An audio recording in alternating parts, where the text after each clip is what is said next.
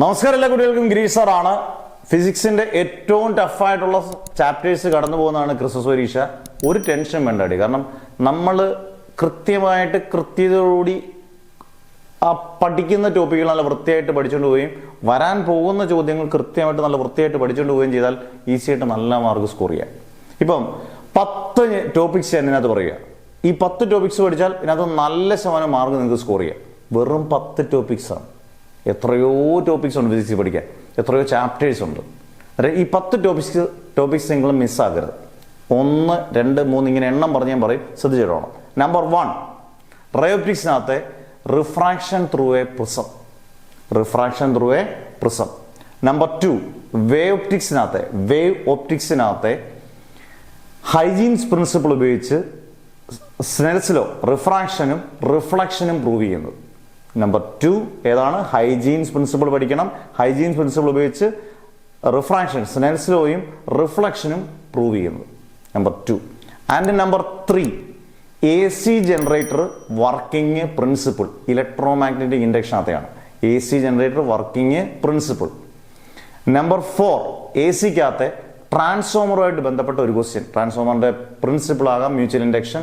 Losses of a transformer mark ചെയ്ത് പഠിച്ചോണം, short question ആണേ.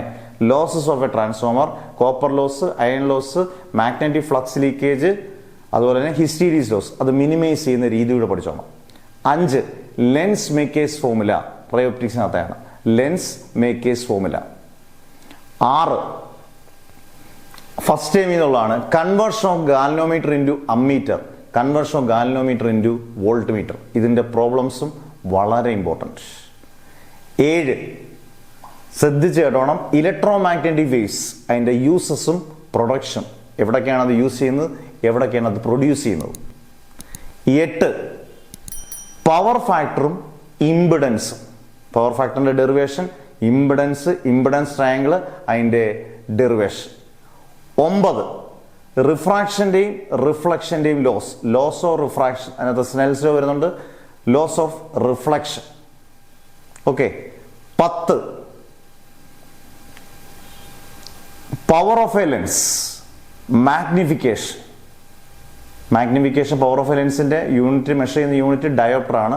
Magnification, 2 thin lenses in contact. ഇത്രയും 10 ചോദ്യങ്ങൾ നിങ്ങൾ പഠിച്ചു, 100% ഉറപ്പിക്കാം നിങ്ങൾക്ക് നല്ല മാർക്ക് സ്കോർ ചെയ്യാം.